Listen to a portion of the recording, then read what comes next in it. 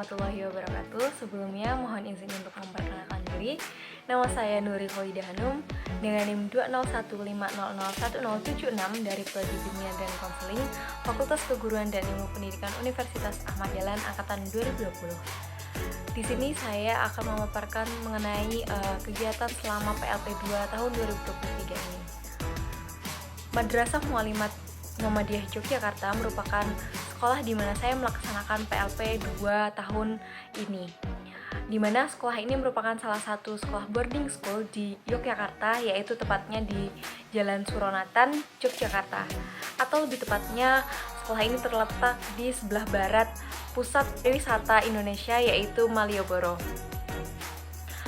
Madrasah Mualimat Yogyakarta ini memiliki dua tingkatan sekolah, yaitu Madrasah Tsanawiyah atau MTS dan Madrasah Aliyah atau MA. Hal yang menarik yang membedakan antara Madrasah Mualimat Muhammadiyah Yogyakarta ini dengan sekolah negeri yang ada di Yogyakarta adalah siswanya. Karena sekolah ini berbasis boarding school, jadi siswa yang ada di Madrasah Mualimat Yogyakarta ini hanya siswa perempuan saja. Nah, banyak hal yang menarik lainnya tentunya, di mana sekolah ini sudah memakai asesmen Cambridge, yaitu asesmen yang berbasis internasional. Nah, ini salah satunya yang membedakan dengan sekolah negeri. Kemudian sekolah ini menjadi salah satu sekolah favorit atau sekolah tujuan bagi siswa setiap tahunnya, karena sekolah ini juga telah mencetak siswa-siswa berprestasi dari kancah provinsi, nasional hingga internasional. Nah, tentunya karena asesmen di sekolah ini sudah berbasis internasional, tentunya pembagian kelas di sekolah ini juga sedikit berbeda dengan sekolah negeri, yaitu terdapat kelas internasional setiap angkatan. Jadi di MTS juga ada kelas internasional, kemudian di MA juga terdapat kelas internasional. Nah, selain kelas internasional, ada juga kelas reguler atau kelas yang biasa. Keunikan lain yang ada di Madrasah Mualimat Yogyakarta ini adalah kebiasaan untuk melakukan 5S, yaitu berlaku bagi karyawan, guru atau ustazah, maupun siswa, maupun kita yang sebagai mahasiswa PPL juga. 5S itu adalah, yang pertama adalah senyum, kemudian yang kedua adalah salam, yang ketiga adalah sapa, kemudian yang keempat adalah sopan, dan yang kelima adalah santun. Nah, kebiasaan 5S ini dilaksanakan dari mulai pagi hari hingga waktu pembelajaran itu berakhir atau waktu kepulangan siswa ke asrama. Selain itu, di pagi hari selain melaksanakan 5S, siswa juga wajib melaksanakan ketertiban, yaitu pengecekan kaos kaki, pengecekan kuku, pengecekan seragam, dan ketertiban lainnya. Kegiatan yang kami lakukan selama melaksanakan PLP 2 tahun 2023 di Madrasah Mualimat Yogyakarta ini tentunya sangat beragam. Untuk minggu pertama itu kami sebelum memberikan pembelajaran kepada siswa, kami melakukan observasi terlebih dahulu, yaitu meliputi observasi langsung di dalam kelas. Kemudian yang kedua adalah pemberian asesmen. Kemudian yang ketiga adalah menganalisis asesmen tersebut sebagai dasar untuk memberikan materi layanan. Apalagi kita dari Prodi Bimbingan dan Konseling tentunya harus mengasesmen terlebih dahulu, kemudian baru menentukan topik dan media untuk memberikan layanan. Nah, layanan yang kami berikan selama pelaksanaan PLP 2 tahun 2023 ini terdapat 5 layanan. Yang pertama adalah konseling individu, yang kedua adalah konseling kelompok, kemudian yang ketiga adalah bimbingan kelompok, yang keempat adalah konseling kelompok, dan yang terakhir adalah peer counseling atau pelatihan konselor sebaya. Untuk pelaksanaan konseling individual di sekolah ini alhamdulillah berjalan dengan lancar, di mana kami melaksanakan konseling individu kurang lebih sebanyak 3 kali, yaitu konseli tidak kami minta untuk datang ke ruang BK, namun konseli sendiri yang datang ke ruang BK untuk minta konsultasi. Dan itulah proses konseling individual, kurang lebih berlangsung selama 90 menit per sesi konseling, seperti itu. Kemudian untuk pelaksanaan konseling kelompok, kami melakukan asesmen terlebih dahulu menggunakan ITP. Kemudian setelah kami analisis dan kami lihat beberapa anak yang memiliki permasalahan yang sama. Topik yang saya ambil kemarin adalah mengenai insecure karena peserta didik belum memiliki tingkat kepercayaan diri berdasarkan hasil analisis. Oleh karena itu, topik dan media yang saya usung itu bertemakan rasa insecure atau kurangnya kepercayaan diri pada peserta didik. Nah, anggota dari konseling kelompok sendiri terdapat 6 siswa dari kelas 5A.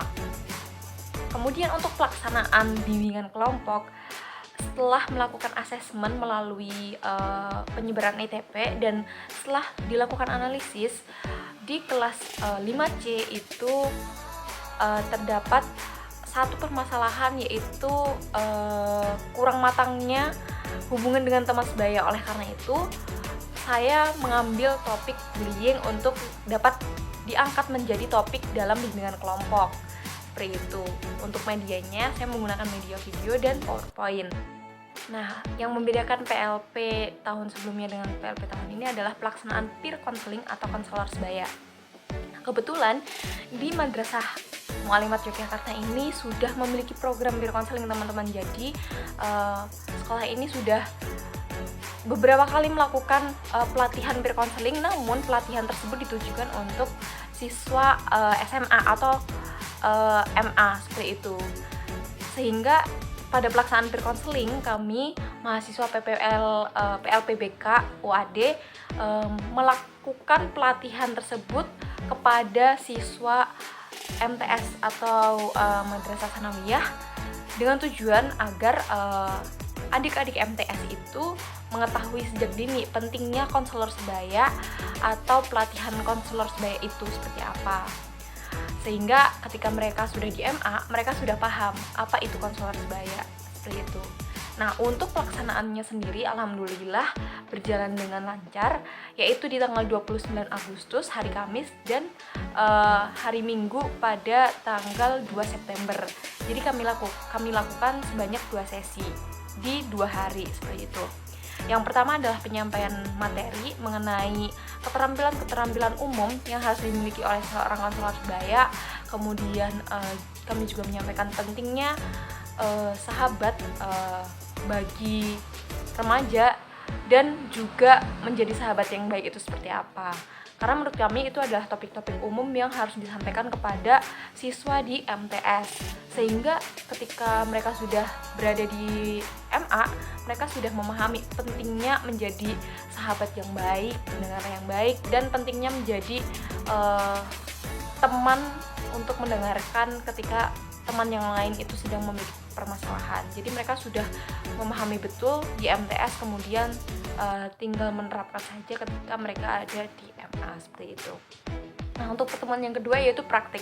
Jadi untuk pertemuan pertama adalah materi, kemudian pertemuan kedua di hari Minggu itu adalah praktik untuk mempraktikkan bagaimana cara menjadi pendengar yang baik, bagaimana cara untuk menerima teman yang sedang ingin bercerita seperti itu.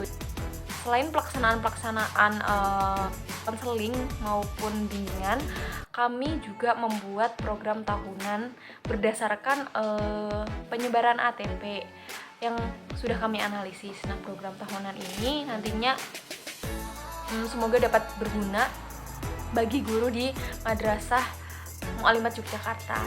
Kemudian untuk kegiatan lain yang kami laksanakan di Madrasah Mualimat Yogyakarta ini seperti mendampingi guru BK untuk masuk ke kelas, memberikan layanan.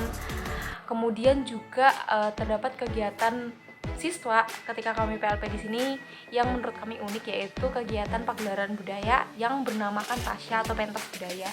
Nah, pentas ini jadi dilaksanakan setiap akhir atau awal semester baru. Nah, bertemakan budaya-budaya daerah. Kesan dan pesan ketika melaksanakan PLP 2 ini, saya sangat bersyukur karena diberi kesempatan untuk dapat belajar menjadi seorang guru BK di Madrasah Mualimat Yogyakarta ini, di mana di sini memang peran BK di sekolah ini memang sangat penting dan sangat terlihat karena setiap jam istirahat di mana siswa itu biasanya bermain, jajan, namun di Madrasah Mualimat ini siswa dengan keinginan sendiri itu datang ke ruang BK untuk konsultasi seperti itu. Jadi ini yang membuat unik menurut saya, yang membedakan Madrasah Mualimat dengan sekolah-sekolah lain.